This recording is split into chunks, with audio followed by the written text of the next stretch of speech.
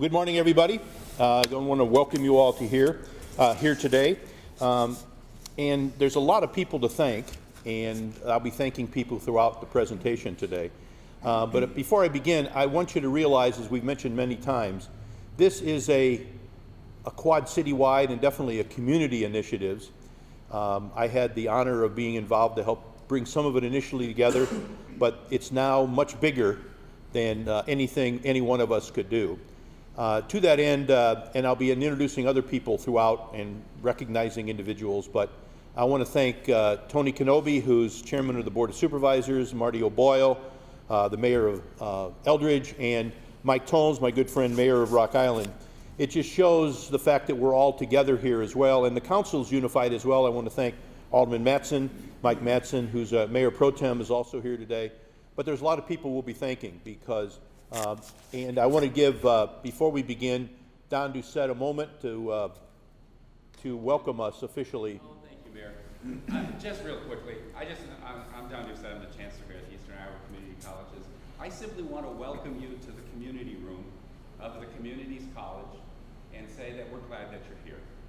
We built this for you, and we hope that you'll continue to find this a place to meet and to gather and convene and help solve, and find ways to make this a greater community. With the leadership that we have, like, Mayor Klipsch, I'm sure that we're going to manage that.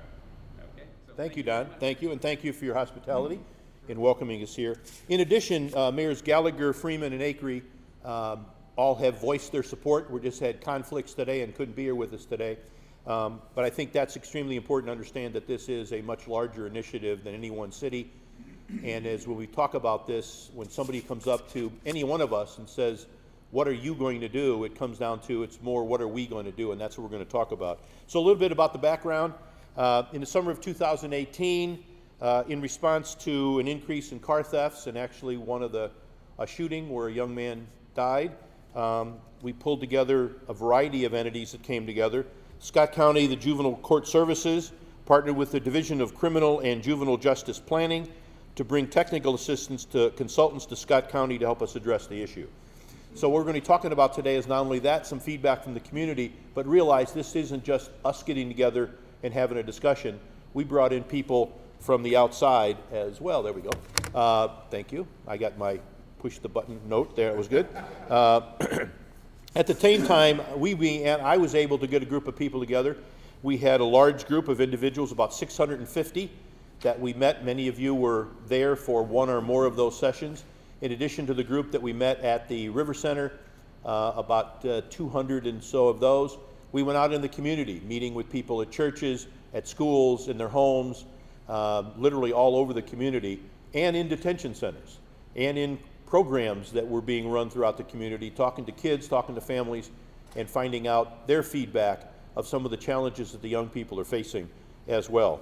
And with those two efforts, we merged the consultants with, again, the Juvenile Justice Planning Institute, and we brought those folks together with us, and they provided a tremendous amount of help during that period. And I think all the stakeholders came together for a 2-day session at the end of the summer where we started to figure out what's next. And we got more and more feedback, and then we got a lot of results that came as part of that, and we're going to share some of those with you today. First of all, we did some listening sessions, and we heard about that. I've been telling you a little bit about that information with the 625 individuals throughout the community. These mayors and others and individuals in this room participated, and many, many others. A lot of the providers, a lot of the social service individuals, law enforcement, everybody participated in those sessions. Then we did a data review about the review of auto theft related charges that were reviewed to look at for trends. And that was done, again, with the Center for Juvenile Justice Planning and helped to analyze that information. We looked also at restorative justice resources. And again, others will talk about that a little bit more, but restorative justice really talks about a lot of young people don't fully understand the impact of what they do. So how do we restore them? And part of that is to let them know, maybe when you steal a car, it's not just the fun you might have of stealing a car, but someone may lose their job.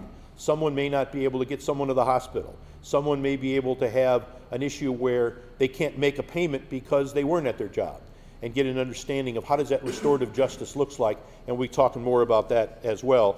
And that summit of approximately 50 representatives all came together. And I know a lot of people say, okay, we've had meetings, now what? What are we going to do about this? And that's what we're going to be talking about some today. I want to thank in those work sessions, and some of those individuals are here, but these are the organizations they represent. The Davenport Police, and I won't go through all the lists. Yes, I will, now that I think about it. Davenport Police, Bettendorf Police, Chief Kimball's here.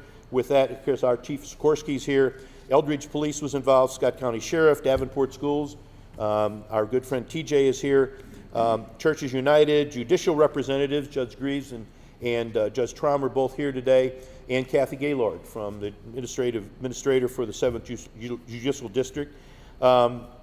Juvenile Court Services, Child Advocacy, Iowa Works, 180, Juvenile Detention Center, DHS, Diocese of Davenport, City of Eldridge, Family Resources, Lutheran Family Services, LULAC, Scott County Kids, the Punch Program, Vera Friend, Safer Foundation, NAACP. Why do I read that list? Because it takes a community to make a difference here. And I think what I've heard from both the people from the Center for Juvenile Justice Planning and others, this is the first time they've seen the community involvement this soon in a process in all the work they do literally in all 50 states. Also, I've talked to a number of individuals who have said this is the first time all of those individuals have been together for one concerted effort. Now, there's been efforts where they've tried to work together, but all being in one room, all coming together with an idea of what the challenges are, and then collectively trying to find ways of dealing with them. That might have been, and I think pretty honestly, is the first time all of those individuals have been together. So, what were the findings? And I think I want to share a few of those. And this is important to understand because somebody say statistics are statistics, and it depends on how you look at them. But this is a true statistic. In since 2013, overall juvenile crime rates in Scott County have decreased by 32%. That's a fact. Now you're going to say, my gosh, that doesn't sure look like that. What happened was the crime rate did decrease significantly, and the last 2 years since 2016 with the increase, there it is. Oh, there you go. With the increase in car thefts, it rose again. But here was where the crime rate was. It dropped to here, and now it's come back up, but it is still overall still 32% less juvenile crime than there was in 2013. So that's important to understand. This is an issue, and the activities with car thefts have been a major challenge, and they continue to be, and we're focusing on that. But I think it's encouraging to know, and let the public know as well, that overall juvenile crime has decreased since 2013.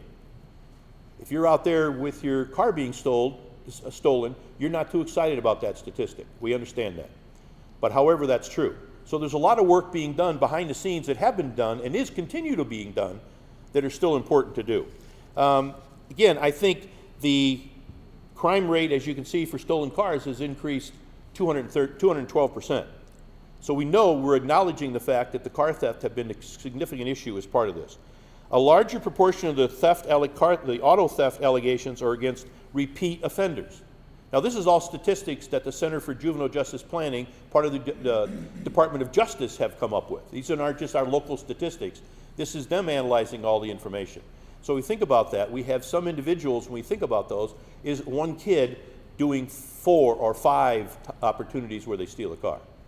However, it's important to understand that the allegation against first-time offenders is going up. And that will lead us into some of the outcomes and some of the plans of action that we're looking at to do in the future here as part of this. It is also, African American youth represent approximately 90% of the auto theft allegations. It is important that we understand that this is the kind of work that is done on a reaction. Someone steals a car and we go out and find that individual and arrest the person that stole the car. At the same time, only 60% of all other offenses were done by African American individuals or youth.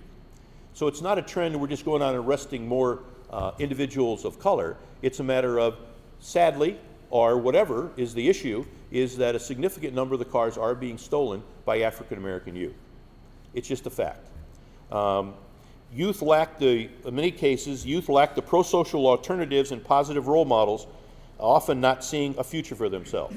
One of the things we found out of the summit meetings as well, where many kids just don't have any hope. They don't have the resources, they don't have role models, they don't have strong influences in their lives to give them an alternative. And we're going to talk about that as well. Because if a kid is, in fact, nothing's worse than say, don't do that without giving them some good alternative. And that's part of what we found. I think all of you, it's pretty obvious. And I think there's understanding. We heard that from the kids. We heard that from families. We heard that from individuals. What can my kid do? What's the alternative? And how can we provide those support systems that they need? And the last part of this, delayed accountability led youth to believe that they will not face consequences. Kid does some kind of an offense, steals a car, may get in fact arrested, and maybe that arrest is the only way they can get some kind of services, but is in fact arrested, and then they find out that actually by the time the accountability comes, it may be 3 or 4 months later. And all of a sudden, they're out. In many cases, we have found and heard from both the judges and the police as well, that they may cause 4 or 5 more crimes while they're waiting to go through the accountability they need to face at the long run. So these are some of the challenges, and we're going to talk about ways that we can deal with that as we move forward. Excuse me. So what's going on, right? I think we're going to have Scott come up, Scott Hobart, who's the Director of Juvenile Court Services for us here in Davenport, and we're going to talk a little bit more about that and go on and give you an update. So we got the information, and as a quick summary, we know car thefts has gone up. We've had activities that behind it, in addition to that, that have reduced juvenile crime overall, but still car thefts are up at a significant problem. Kids are being drawn into that. A lot of African American young men and women are being drawn into that, and I repeat, men and women are being drawn into that. And we have to find ways to create pro-social alternatives and ways of dealing with that. So what's going on, right? And let's talk over to Scott and let him do the next. Thank you, Mayor. Oops, wrong way. There we go. Perfect. Thank you. Hi, as the mayor said, I'm Scott Hobart, and I would like to talk about what's going right because we have some good things going on in this community, not the least of which is the fact that we're able to pull together a group at any given time to address these issues. But one of the things that is going right is that we have dropped 32% since 2013. The other thing is accountability has increased throughout the system. Because the threat of every car threat is a public safety risk, for the past 2 years, auto thefts have been charged as felonies. The use of detention and out-of-home placement has kept pace with increases in auto theft. So when we say that auto theft has gone up 200%, Scott County's use of out-of-home placement has also gone up 200%. Our use of detention has gone up 88%. So that's something to really think about when we talk about, are we holding youth accountable? The other thing is, every youth now that's involved in an auto theft goes before a judge who ultimately is making decisions on what the juvenile justice system does with these youth.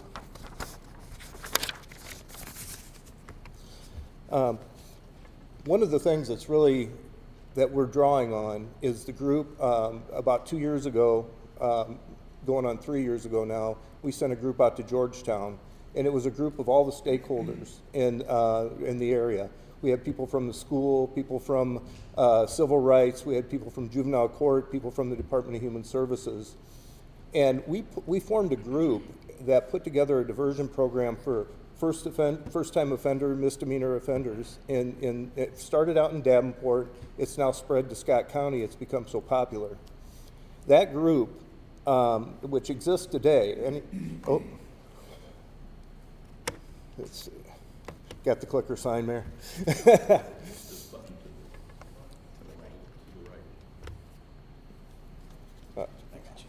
This guy.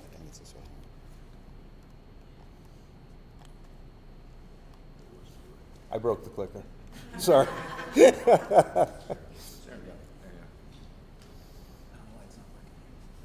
that's being charged as a felony, is that only Scott County or is that Iowa? At Scott County. Yep. And there are, this would be better for the legal minds to talk about, but the idea behind it can either be an aggravated misdemeanor or it can be a felony, a Class D or a Class C felony.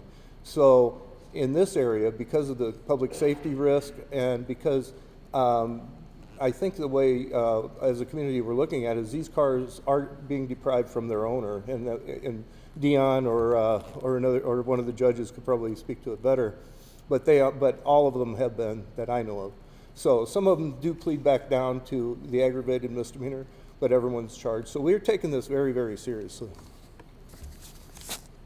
So let's get to the diversion program and that group we put together.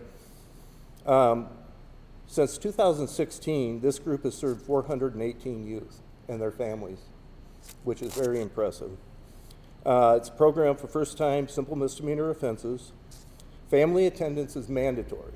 So what happens in this program is police receive or give the family or give juvenile court what would have been a charge, but it's a referral to this diversion program.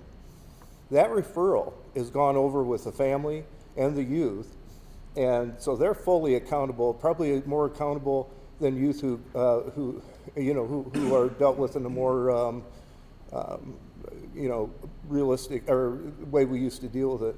So what happens is these youth are dealt with. There's an intervention that goes on with juvenile. Can I get a water, please? I am so sorry, folks. I got a cold.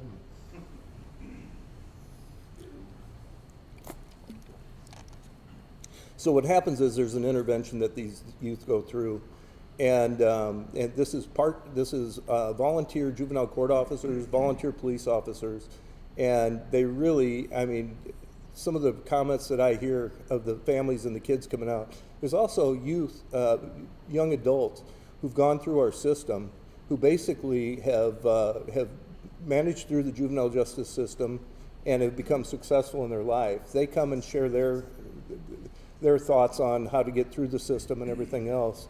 And these families are just do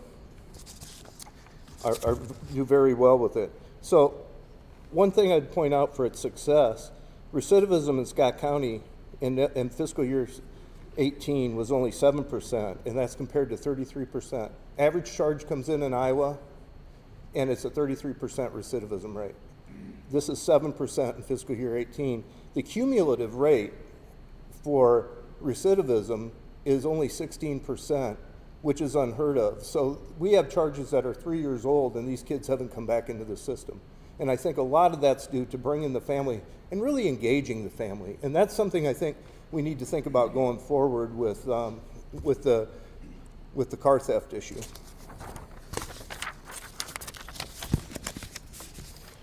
Okay, these are examples of restorative justice that were suggested for us. We are implementing some of them. We have had some of them going. Victim restitution has been a cornerstone of juvenile court for years. We're enhancing that. So these are just ideas that they've had, and if I can talk later about which ones we have implemented and which ones we're working on. So the first thing when we sat down and put our group, we're talking, how do we get to these kids faster?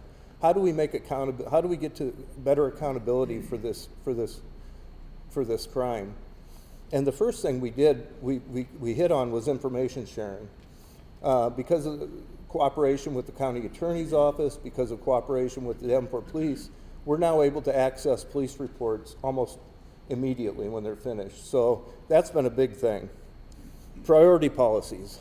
And this really speaks to how do we knock down those silos in services? How do we knock down silos in information? How do we get the services out to kids that really need it when they need it? You know, the ultimate goal here is to get those services to kids before they commit a crime. The ultimate goal is to reach those families before they feel like it's hopeless. So that's really where we're heading. And I think we're doing a pretty good job so far. Create awareness of existing programs. That's something our juvenile court officers do on a daily basis, but it's something we can get better at, and I think we need to expand to all our partners and really, so we all really know what we're looking at when we come into a house, or the police do, and they can kind of diagnose and say, you know what, I can offer this program or that. A case review team. This is something that really we've been doing with Davenport schools and the Davenport Police Department for a little over a year now. And what's happened, the problem with it is that we only have involved that. I think we need to involve community partners and get a 360-degree look at how we can intervene in these families. But we've had some good successes with that. It's called the Intercept program that we're running right now. Auto theft accountability, that's something we're working on with our partners, and it's coming down the road. We've set aside some money to get this program up and going, so we're hoping that happens really fast. Parent partner program, this is something that child welfare started in child welfare, but when we look at what's really going to make something happen with juvenile justice and with this car theft issue, we've got to engage these families. If we don't get them on board, we're not going to get very far. So the parent partner program should help us engage the family in the intervention that we're trying to do with the youth and move ahead.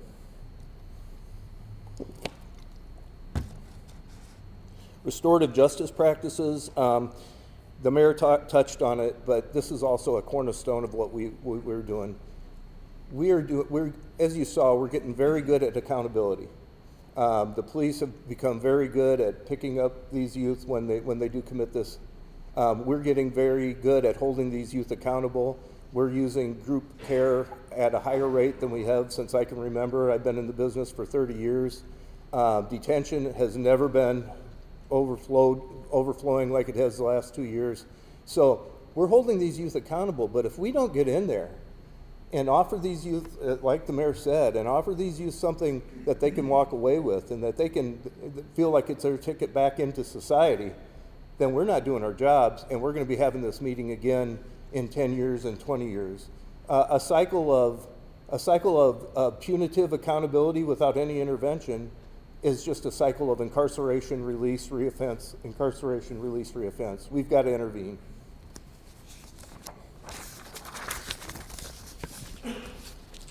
Oh, that's you. Thank you, Scott. I want to introduce, again, this is a process, so you're going to hear the whole thing come together. I want to introduce our police chief, Paul Sikorsky. Nicole Martin, who was supposed to be here, her child was sick and couldn't join us, with Scott County Kids. They're an active partner. Paul's going to give this portion of the report, and then we'll have some opportunity to see a little bit how this is all fitting together and looking at a long-term plan. Paul. Morning, everybody. So just to kind of dial everybody in, the part that I'm going to talk about now is our long-term plans. Probably 18 months ago, a couple of us started to meet about this crime trend of vehicle thefts. And that group went from 2 or 3. In fact, Scott can probably tell you some harsh phone calls that he got from me, as well as maybe a couple other police chiefs in our area about what are we doing? What is our plan? What can we do to, one, address the accountability and the immediacy of accountability with our offenders, but rather, one of the things that our fears was we don't want to just put a Band-Aid on it, call it good, let all of you know that, hey, we did this amazing thing. Now nobody has anything to worry about. We want to get to the root of the problem. How do we do that? So I'm honored to be able to stand up in front of you to talk about this long term. What does this mean for us as a community long term? So the 2 things I'm going to talk about are, 1, the creation of a community collaborative, and 2, the juvenile assessment center, the pursuit of a juvenile assessment center for our county. First of all, what we really needed to make happen was to have accountability on our part. So we needed to have somebody or an entity responsible for creating a collaboration of people, experts as well as community members, that push this idea of juvenile assessment forward and is responsible for that. We met several times to figure out, well, who is that? Is that a police chief? Is that a judge? Is that a school superintendent? Is it the county attorney's office? Is it juvenile court? Who is it? What we really came up with is Scott County Kids. It involves our whole county. It involves a director that can really take that responsibility and answer and be accountable for that. But that person, which is Nicole Mann, needs a collaborative. So if somebody leaves for whatever reason, we still have that collaborative that's pushing this effort forward. So I have to thank our Scott County Board of Supervisors. Tony Kenobi's here. This information was brought to the Scott County Board of Supervisors by Nicole, and obviously it was met with positivity from our county, and they understand the necessity of having this collaborative one put together and the necessity of pursuing this long-term goal of a juvenile assessment center. So that's exactly what happened. We have established a community collaborative as a mechanism for building partnerships across the community and moving this long-term goal forward. Scott County Kids is going to be that main entity that's responsible for that, along with this subcommittee that's going to be working on this. Representatives of this subcommittee or this collaboration include law enforcement from our area. They include juvenile court services, you just heard from Scott. They include our judicial system, our schools, Department of Human Services, juvenile government, and also our local government, because we have our county government, we have our local government, all of our cities that are involved with this, as well as reaching out for state support as well. That's really important as well. With the ultimate goal of this collaborative, and what we're working on is the formation of a juvenile assessment center. People that are involved in this collaborative, we have already done a lot of legwork on this. And what this collaborative, or what this juvenile assessment center actually is, and it's a two-prong approach. It involves a law enforcement component, which provides a quick, holistic assessment of youth following an arrest. So, and the other thing it does is that it expedites the court processes and reduces the burden on law enforcement. So an example for you, if I have a couple of police officers here in Davenport that arrest one of our youth, or let's say a carload, those 2 or 3 officers are out of service dealing with those youth for probably 3 or 4 hours as they're getting a hold of parents, as they're getting a hold of juvenile court services, et cetera, et cetera. And for the community and for all of you, that means those 2 or 3 or 4 officers are not on the street doing what all of you want them to do, and that's protecting our community. And that's not just here in Davenport, that's anywhere in our Quad Cities that this is happening. And as all of you know, this is a Quad Cities issue, so all of our police departments are feeling that. So that's the first part, that's the first prong approach to this. The second prong, which I look at as maybe even more important and more impactful, is the preventative services component. This is the community's component. This is the facility to have easy access to all of our resources here in the Quad Cities. All of our resources. It's a one-stop shop for resources. And it doesn't have to involve law enforcement. That is what the key component is. Kids and families can be referred by schools, by community members. They can be self-referrals from families, but it's a one-stop shop where our community members know where they can go to get any kind of programs or services, no matter what the issue is. And it can go from domestic violence issues. It can go into substance abuse, mental health, name it. All of those services will be administered through this juvenile assessment center.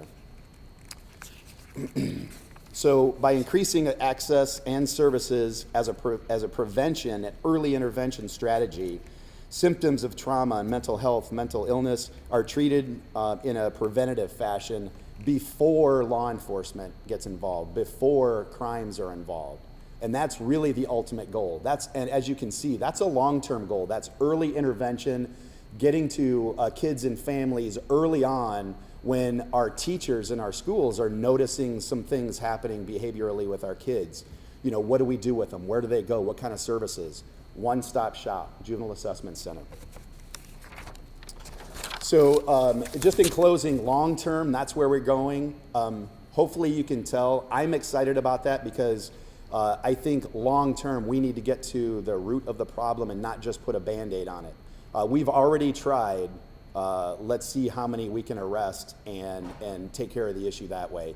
I can assure you law enforcement will continue that portion because that's our responsibility.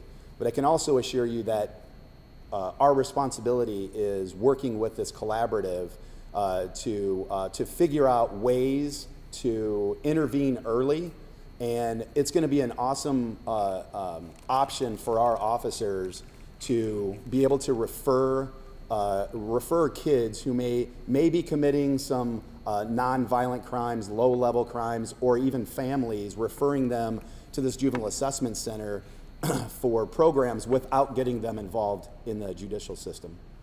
So thank you, Mayor. Thank you, Chief. I think as we've talked about here, this is not a simple solution, but if it was simple, we hopefully would have done it sooner. The issue is, if you could flip back to that last slide just for a minute, a little bit of clarification to help me build into my support and momentum for this, and I'm in for the long haul, even beyond my term of office as mayor. This is important. It's extremely important that we continue this work. But if you think about this now, we've got a 12-year-old who potentially gets arrested for stealing a car, being involved in that. He's taken into the law enforcement now, and you put him in a detention facility in many cases. And what's happening there? They're learning how to be better criminals during that period. There's no support given. It's just warehousing them there for a period of time, as an example.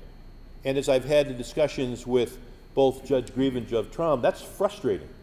You know, that's very frustrating to know that that's going to happen. So when he says about a quick and holistic, it's a total social and psychological assessment, and they're going to be able to then potentially before they get put in detention, in concert with the judges, go into programs and start making a difference at that level. They have to be off the street, but they don't need to be warehoused in that process. How can we start the work right now and get it done? There's two prongs. That's the important one, as Chief Sikorsky outlined, and Chief Kimball knows about it. We've talked to him, and Sean Roth from the Sheriff's Department as well. All of those know that's an important part of this step because they're frustrated by it too. They know these kids just need some help at this point, and we need to deal with that. So as we tie that together, that's the first step. A second stage is this family support center. Because then anybody who I've met with a lot of people in that summit process, over 600, and grandmas would come up and say, I don't know what to do with my little grandson. And right now, what you have to do is get arrested, in many cases, to get some services. You could go to a family support center, they would still get the assessment, they would be separate from the juvenile assessment center, so it's not like going to jail and then finding to get services. It would be a separate center, a different location, where you could go and get services, a much more positive outlook location where you would go somewhere else and deal with this. It's also important for the community to understand this is not a duplication of any services that are currently going on. I was in the not-for-profit sector for a long time, and all of a sudden you could see how people would start thinking, oh, they're going to do my work and my work. We're going to work with all of the agencies already providing the services and just be a way to get the individuals routed to the ones that are already doing the work. We were in one of the sessions that we had, we're sitting around the table, and the group, and I think TJ may have made the comment, TJ Schneckloff, our acting superintendent of schools, said all these providers were sitting around the table, and a parent was sitting there talking about concerns as well. And I think you made the comment, if we bring in a parent with really struggling, they may not know who any of us are. We've got to do a better job connecting the people that need it, because in a lot of individuals, the families we're talking about are not ones you say, well, go over and see them. They're not comfortable with going over and see them. They may not have a way to get over and see them. And they may be uncomfortable with that rationale of trying to make that happen, which we think about it, maybe many of us. So the idea would be the assessment center, we would serve almost as a concierge to these issues. I have a problem. Somebody would actually connect you with that individual, that service, that provider, that mentor, that tutor, that whatever it is that needs to be done. I was thinking about this as I was preparing for this, but also just generally thinking about it. If you have health concerns, everybody says, well, you need to go to Mayo. This would be the Mayo. You know, you get the full assessment, and then you don't have to go someplace else to get the services. It's all done at that stop. We give that analysis and we get the kids that need the services. There are people out there that, I think cars are being stolen, and it's frustrating, and we need restorative justice. But what do you do with the 10-year-old? What do you do with a 12-year-old? And some people say, get them off the street. Okay, but what do we do with them? If we don't, as Scott mentioned, it's a cyclical over and over until the point where something really terrible happens, or they're locked up for a long period of time, and it's going to cost us a lot more. These assessment centers aren't free. There's going to be a cost to that. But we are spending a tremendous amount of money as a community, locking them up, trying to deal with them, arresting them, and the damage that is potentially being done. We had some meetings with state legislators yesterday and the day before, and we'll have them the day next day, because this has to be a statewide initiative, and we want to be the leader in the state of Iowa to creating something that is unique that no one else has. Let's celebrate the fact that we're doing something that other states have done, and they're celebrating. Let's be the first one in Iowa to make this happen. Bring these resources together. We have some, again, the fact that all of the individuals are together makes a tremendous difference, because that's what it's going to take. It's not, because what happens a lot of times, you have a meeting and everybody wanders away doing their little part, and you don't connect and don't talk to each other again. This is going to discipline us to be together in a room and hold us accountable. And I would say that also is all of us in the community, all the people that are watching this. When people ask me, and many of my colleagues as mayors or the police chief or city council representatives, what are you going to do about this? It has to be, what are we going to do about this? Everybody can have a role. One of the things I've decided we're going to do 2 Mayor's Youth Job Fairs this spring. Not just the one we did last year. We had a great turnout, but we're going to do 2. One at the JB Community Center and the other at North High School. If you're not going to give kids some place to be, here's an opportunity for a job. That's just one little thing to do. The I-80, the 180 gap, the 180 Association on 6th and Marquette, they have an app on a cell phone. You can actually hit the button, find out if you need services, everything that's around there. We want to make sure more and more people are aware of that. We're going to be engaging, again, all the social service providers that are doing great work. I went out to see programs with the Y and Safer Foundation and Friendly House and so forth. It goes on, Family Resources. There's great programs, but we don't really know those. Too many people don't know how to get there if they did. That's part of this. So this is an opportunity to make a difference now, impact kids live now, and let you know, as we've said numerous times, and Chief alluded to it as well, we can't arrest a way out of this. We're going to keep arresting them. If you do a crime in this city or in this county, you're going to get arrested. Whether it be in Eldridge, whether it be in Rock Island for that matter, or anywhere throughout the county, if you do some negative behavior, you will be arrested. The key is, how many times do we want to arrest them? Do we want to arrest them once and then put a program together and make a commitment to make a difference in a child's life and integrate them back into a family with some help as well and resources? Or do you want to just keep arresting them and go through that frustration? So I think that's what we're looking to do. We want to engage youth you come in contact with. How many times, and I would challenge you, if you see that group of kids, whatever race, color, creed, national origin, part of town, walking down the street, don't walk across the street and avoid them. Just say a greeting of some sort. Because I'm going to tell you, walking across the street screams a message at them. So we need to make sure that we let them know they're being valued. Because if they think they've been discarded, they think we don't care, we start seeing the results that we're trying to deal with now. All of us can have a difference. And part of this jobs fair issue, I'm reaching out to all the individuals of the community and try to come up with a job or two themselves. It may not be the best financial decision you're ever going to make, but it may be the best one for your community you may ever make. Let us know as part of this job fair process that I'm going to create a job for a couple of kids. And that may give them a way to get involved, active, and realize somebody cares, and it's not a matter of go tell them, go find a job, or go get a mentor. It's too difficult to do that.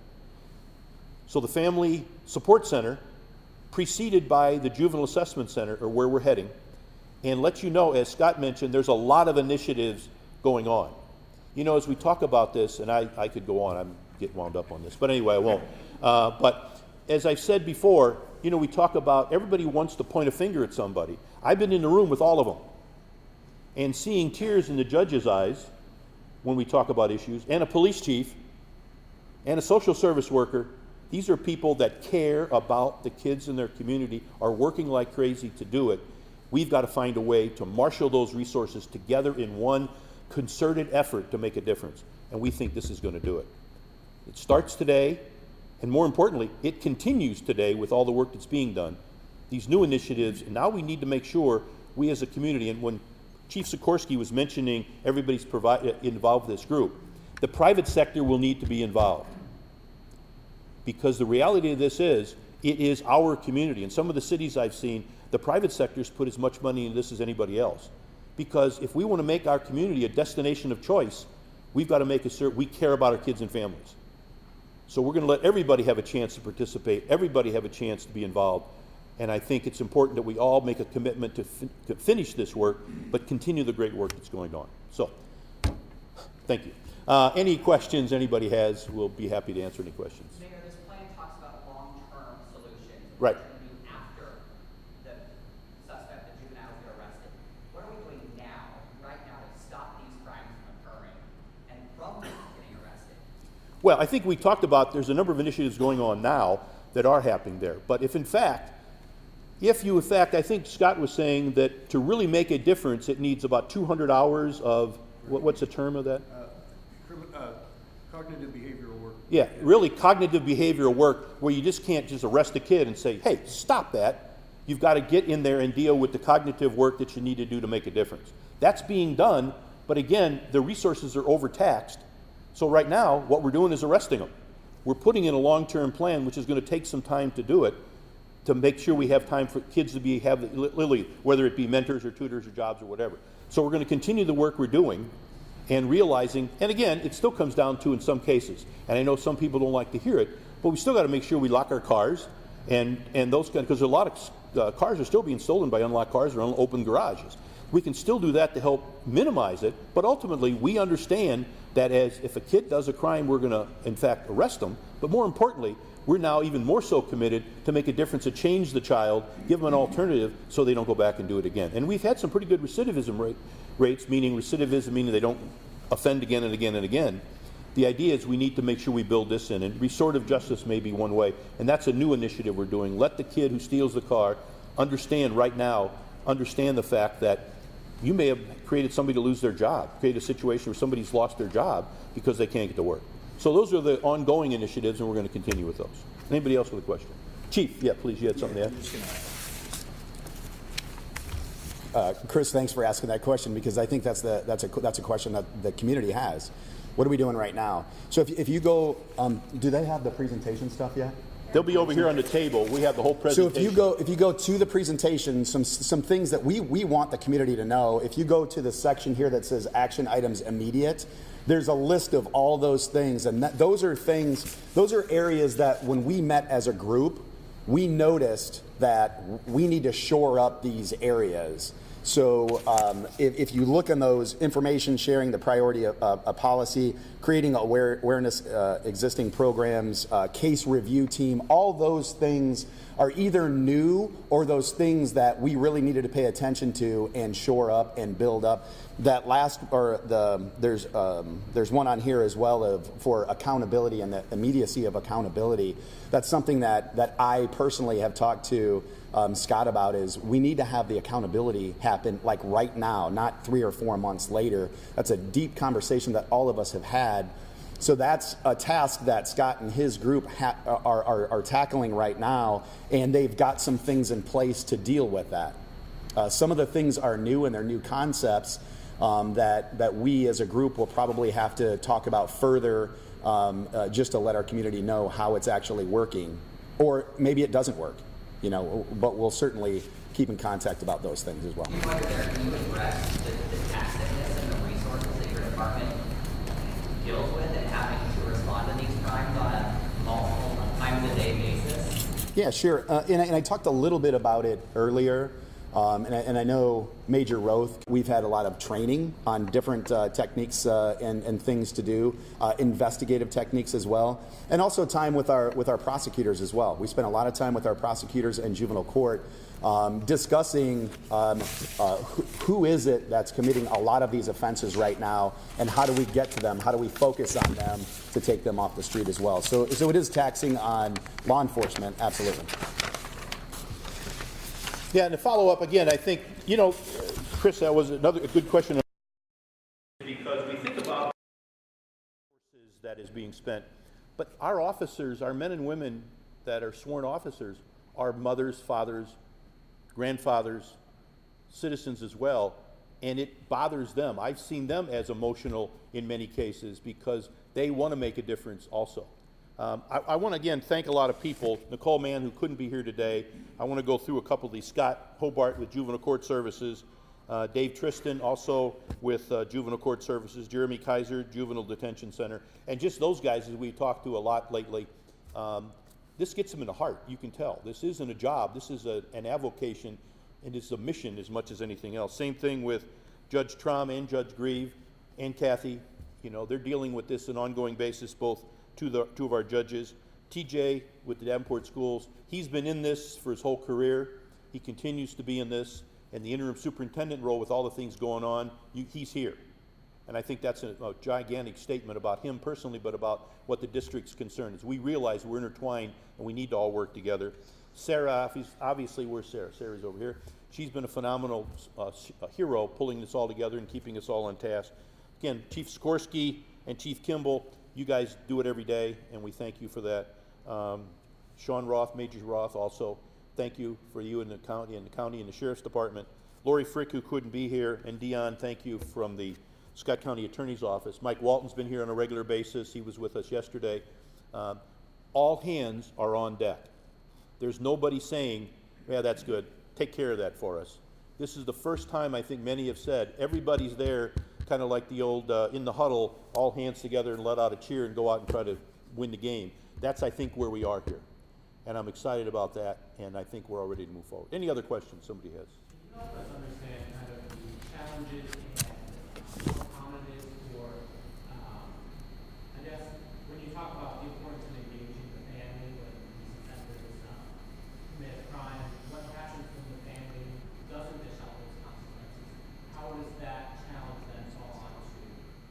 Well, I'm going to have Scott come up. We were just talking about this yesterday. There's a point at which I think all of us want to have our kids, come on up, Scott, so we don't say something, get out of line here.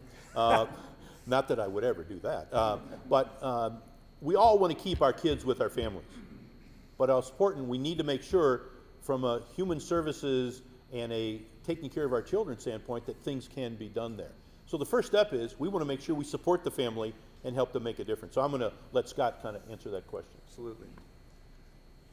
So supporting families is about engagement, and engagement isn't compulsory in this in child welfare or in juvenile justice.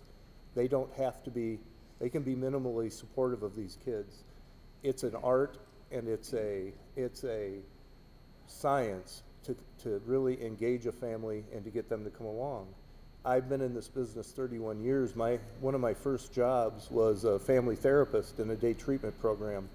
And I can tell you, it was a challenge. And it's a challenge by the time we get these kids in, because these are families who these behaviors may have started in 6th grade. They may be acting out trauma. They may be acting out symptoms of mental illness. But by the time we get them, there's some hardcore family dynamics that we need to really get in and work with. So it is a problem. And I can tell you how successful a youth is going to be by how engaged and how willing their parent is to work with us. That's an issue. Our juvenile court officers are expert at this, and we work hard. But what I'll tell you, and this is why I agree that we need to address these symptoms earlier and we need to engage these families earlier, because by the time we get them, they've seen failure. They've seen failure a number of times, and they've seen their child failing in school sometimes. They've seen, this may be a family that's facing hardcore poverty. So it's a key to what we do, but if this family's not involved, it may not get done. So we're going to keep trying, and I look at every time a youth comes into our system, if they're returning or what, it's another opportunity for us to engage the youth and the family in the treatment plan and to keep them going. But it's difficult. It's a difficult task. I want to add to that as well. I think this is another where the community can come together. This is where churches and other organizations can reach out into the neighborhood to find ways with zero judgment just engaging them, building relationships, and having people involved. Because again, hi, I'm here from the government, I'm here to help, doesn't necessarily resonate with some of the families that we're struggling with.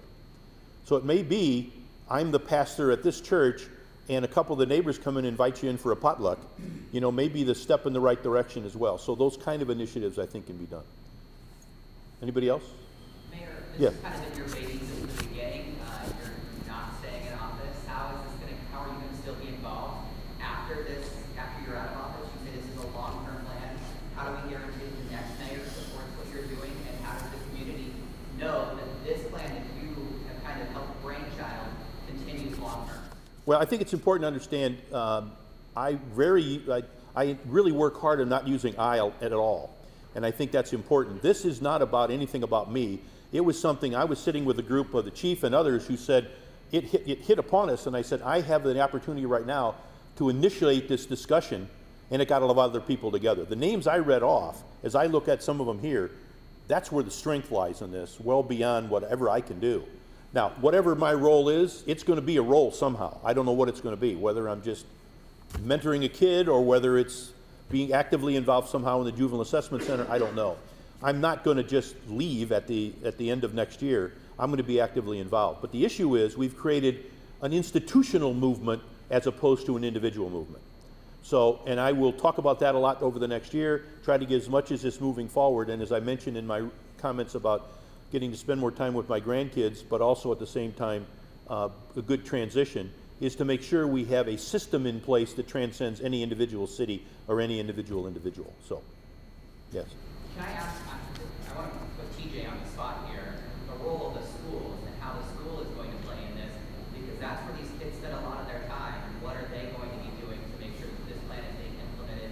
He's obviously been instrumental in it, but what's the school's role in this? Well, I'm going to answer a little bit for him because I've been and he can come up and talk too. I mean, he's a great, that's fine. I'm not going to say, sit down, EJ. No. I coached him in high school, actually, when he was playing football. So he still calls me coach, actually, once in a while. We have worked really hard as a city. There is now an active working group of council people and school board members that are ongoing basis. We realize our school system and our city, whether it's in Davenport or whether it's in Eldridge or whether it's in Bettendorf or Pleasant Valley, whatever, we are just so connected that we need to work together on an ongoing basis. We figure it doesn't do any good saying, what are you going to do? It really has to be, what are we going to do? So there's a lot of initiatives that we're doing now with the city, and they will continue. And I would just, in relationship to TJ's an interim superintendent as well. And that's, I think, an opportunity to get more and more of this building up. I would think the next superintendent will be delighted with the idea that there's a system in place. So TJ, I don't want to answer your, come on up. You want anything you want to share? You did a great job. Thank you. Thank you. I think it's very important to connect our families to the resources that are there. We see our students when they get into kindergarten coming to school with these issues. And so for us to work together with our city and to be preventative and proactive, when we visited that preventative center, the Juvenile Assessment Center in Colorado, and they relayed the statistics, because families, they come to us all the time and say, well, I don't know what to do with my kid. And when they would go to the preventative center, the access to those resources was over 80%. Families were following through. They were doing what they needed to do, and that's going to be a very positive thing for our community. So for them to access resources, and Mayor hit it on the nail on the head. Well, I'm not real comfortable, and sometimes you'll say, well, you got to go over here and talk to this person, and go over here and talk to that person. Accessing resources in a one-stop shop is exactly what our community needs at the time. And our relationship with that is we see them when they're 5, 6, 7, 8, 9, 10. And the communication, the collaboration when a family is willing is going to be very important, and that's going to be our role in it. I want to share as well, I don't know how many of you from in the public or the media, or I think many of this in the room, you have to take a look internally, the number of phenomenal programs that the Davenport Community School District has now. It literally is a model for what the programs are going to be that need to be. Whether they be all the kids we're talking about, it's not a matter of just and sometimes the misconceptions of what are going on. There are a tremendous number of programs. And I've got all of my grandkids, all of the 5 in the area go to Davenport schools now, at different schools, needing different resources, and they're getting those resources. Now you say, yeah, sure, you're the mayor. But they're in a program with kids that have no resources to come from. And I think that's important to understand, that this is another opportunity for us to celebrate all the great work that is being done. Is there more work to be done? Yep. But I think on the same note, that creates an opportunity for us to celebrate the good things that are happening and which we're trying to do, but realize it's not done. We got more work to do. Any other questions? This juvenile assessment center, the idea of building this place as one-stop shop for resources, is this for people in Scott County, or is it for people on both sides of the river throughout the city? Well, right now, I think the initial step would be Scott County, just because of the intergovernmental relationships. But, you know, I've talked to, again, Mayor Tomes, but also my other colleagues in the Illinois side. I think it's something that could grow, but it's a matter of, let's start where we have the most opportunity to deal with intergovernmental relationships and then potentially look at that from there. And again, I think it's important, when we talk about the Juvenile Assessment Center, there are 2 steps. They wouldn't be on the same site, is ideally. There would be one that would be, again, the chief or one of his officers arrests a kid, or Sean at the sheriff's department, or Marty for that matter, whatever it is. Instead of just taking them to the jail, you take them to the center, they get an assessment and find out what that child needs at this moment. And it may be detention and incarceration. On the same note, then all the rest of this is a place where you can walk in bright and cheery and welcome on board and engaging people. Because a lot of the families we're talking about, this has been multi-generational challenges. So we need to make sure we reach out to where they are and help them find some resources and compliment them for, as an example, there's a lot of families. Some of the most character-based families I know are single moms with 4 kids. They just work unbelievably hard to provide the resources, and some of the kids do extremely well. And one thing I think it's important, we're talking here about a very small percentage of our kids. We talked about that in all of our sessions. Literally, and I'm maybe light, 95% of our kids are doing great. They are good students, working hard, good families, struggling in many cases, but they're working hard. We have a relatively small number that are under-resourced, and I would say as an example, we talk a lot about the achievement gap, there's also the opportunity gap. And I think that's the one thing we're committing to do here, provide more opportunities for those services that people, individuals, and kids need. I want to follow up on a statement that you made that this is going to primarily start out as a Scott County thing. But throughout this presentation, Chief Sworky, all the chiefs in the area have said this is a Quad Cities area. Correct. How do you make this a solution for the Quad Cities area when this is starting off focused in Scott County? How do we implement the Rock Island County Sheriff's Department, Rock Island Police Department, Moline Police Department? How do they get involved in this? Well, they're involved in it now. I mean, so as an example, even though when we've got both, Mike's here representing obviously a large city, Mike Tomes from Rock Island. I think the issue is what happens in any one of our cities affects all of our cities. So as we start creating a way of dealing with young people, it creates potentially a little momentum for the rest of the Quad Cities as well. And I think that's important. So that's really where it is, Chris. I think it's a matter of let's do what we can do, build some momentum. And again, one of the things that I'm most proud of in my term of office is the fact is we all get together. We're working extremely well together, and we work hard at collaboration and partnership throughout the Quad Cities.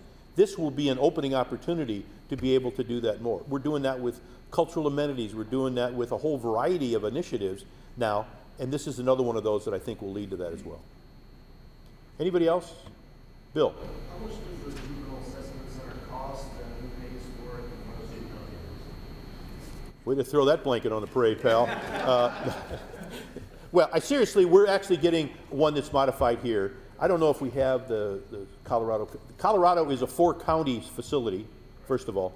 But I think this has to be, again, I would reiterate, I have found for my Y career, getting things built is relatively easy. It's operating them is the challenge. And I think everybody would say, yeah, let's get involved and let's get this thing built.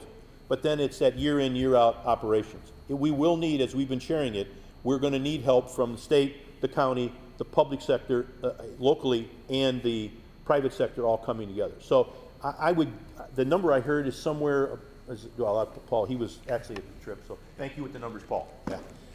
I'm not going to give you any numbers because if I do, they'll probably be wrong.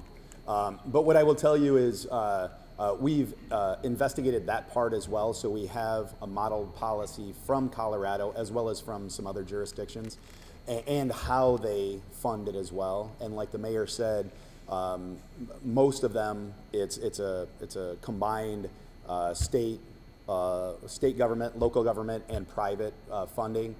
And again, the biggest part is one, to get it up and running, but then to keep it running. So we have models for that. And I didn't bring anything with me as far as statistics, but we certainly have some examples of that as well.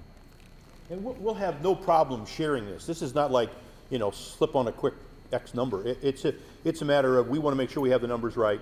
And literally, when you're out doing that kind of thing, you lay out, if we do it, here's the good things that are happening. If we don't do it, here's the bad things that are going to happen. And here's the investment, and what's your return on investment, whether that be the state, the county, the city, or the private sector. So we understand that, and that's going to be extremely important to build that. So as soon as we know, Bill, we'll make sure we have a better model to do that as we move forward.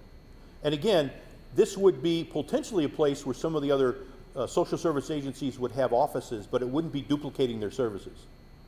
It would be that sort of a thing where it's not like this is a new agency, so we let everybody know. It's not. It's basically an opportunity to be that concierge service to all of the issues that are going on in the community. Because I want to make sure all my not-for-profit and social service agency friends realize we're not duplicating. They were all in a room. We came up with these ideas. So the idea is not something in addition to. It's something about how do we in fact coordinate those services, because that's what people are hearing. I need a way to be able to find this and be able to get it done immediately and not wait after there's problems, or even to the point of after one of the judges say, you need to get in a program. We'd like that done from the very beginning and make that, hopefully the restorative part of it happen as soon as possible. Anything else? Master plan, what's the next step? Do you have a location picked out? Are you going to start fundraising for a building? Where do you go from here? I like your thoughts, but again, Scott County kids and Nicole, they have a team that's come together, because one thing you can't do is have a small group of people come up with something and go out and tell everybody else what they have to do to fund it. The plan would be, we're going to get all the players that are going to be instrumental, whether they be state, again, the names that I listed are a significant representation throughout the county, but also on that same note, individuals from the private sector, individuals from the state, and we've already started talking with them about it, individuals, we already have the county board of supervisors chair with us, all of us coming together to be part of that solution and understanding this is what it is, and then we come up with that plan of action about fundraising or whatever. Do you have a timeline for that? It starts this afternoon. It started now, and it started about 2 months ago.